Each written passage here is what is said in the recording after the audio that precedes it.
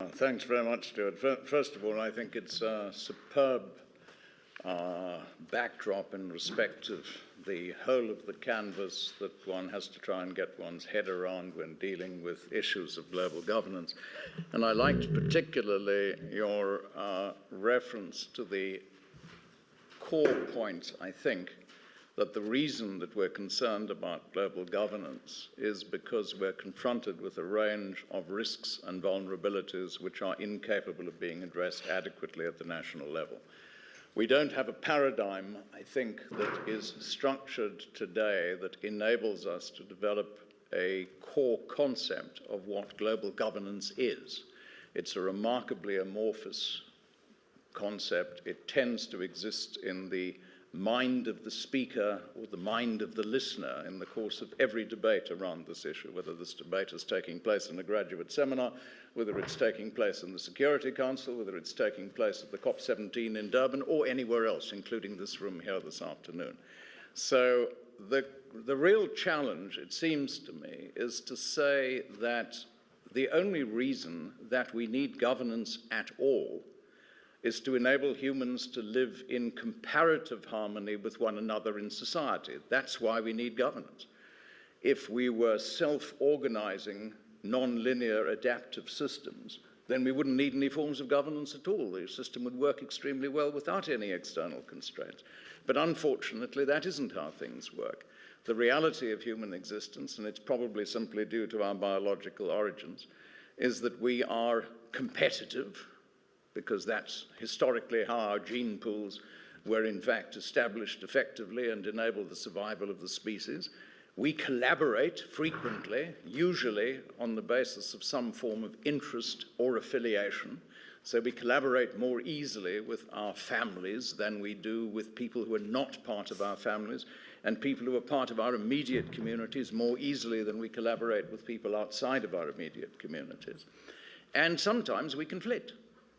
And the whole purpose of governance at the end of the day, the whole purpose of political systems, is simply to, in fact, put in place normative reference points that enable humans individually and societies or communities collectively to coexist in ways that minimize the risk of conflict, optimize the degree of collaboration or cooperation, and contain competition in a constructive space that doesn't spill over into conflict.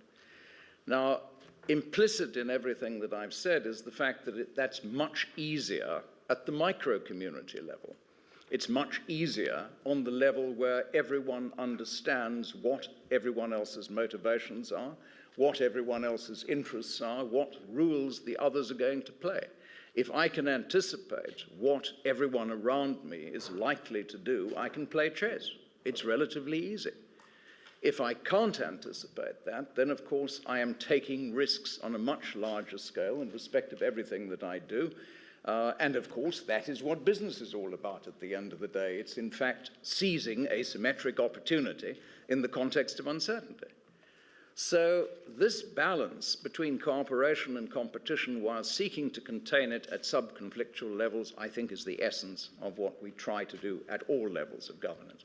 I agree completely with Stuart's definition of what global governance is all about.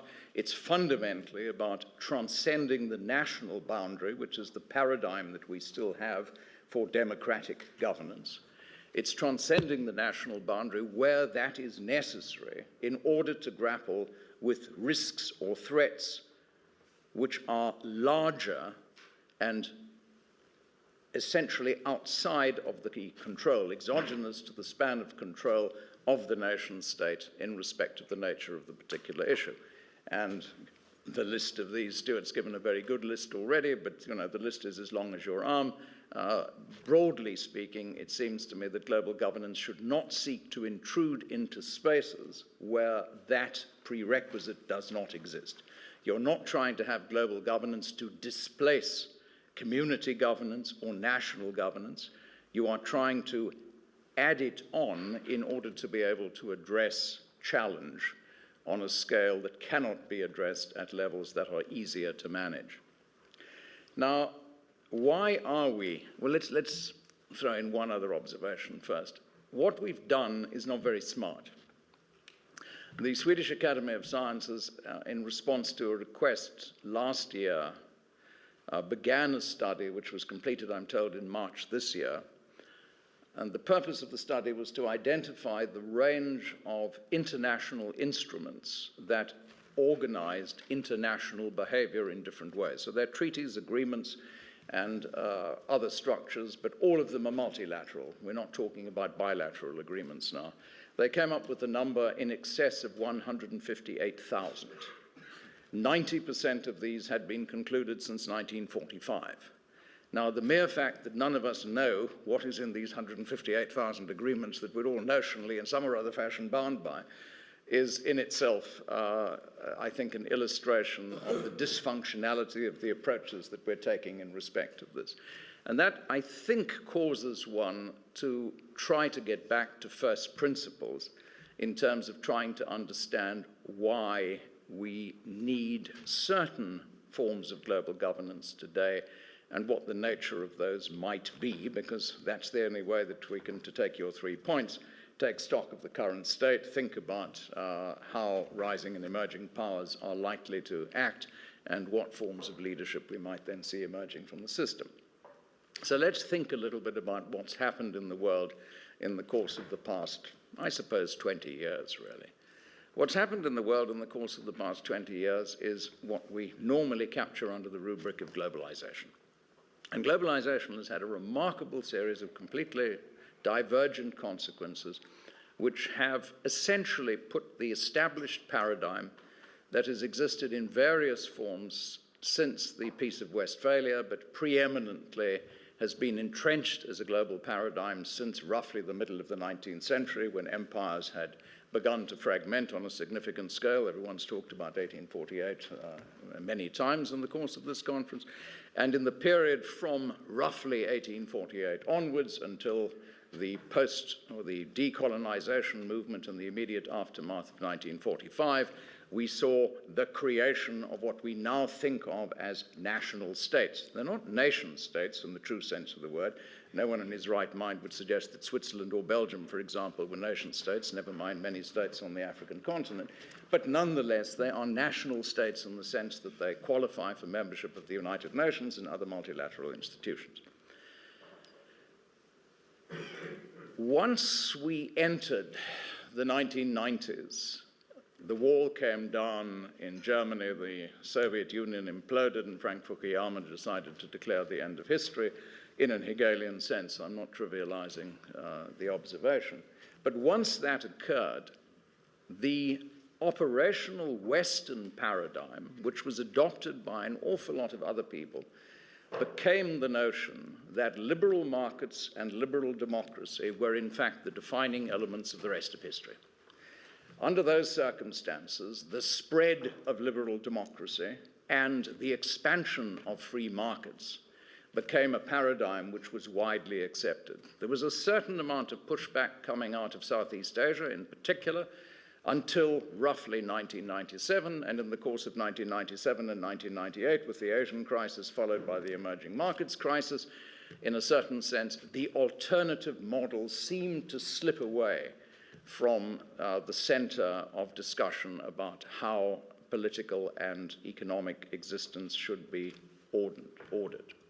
From that point onwards, broadly speaking, until the crash that began with the collapse of the subprime market in 2007 and culminated, perhaps, we're waiting, I suppose, for the other shoe to fall at the moment, but culminated in the collapse of Lehman Brothers towards the end of 2008, the underlying paradigm was globalization. It was eliminating any constraints on scale.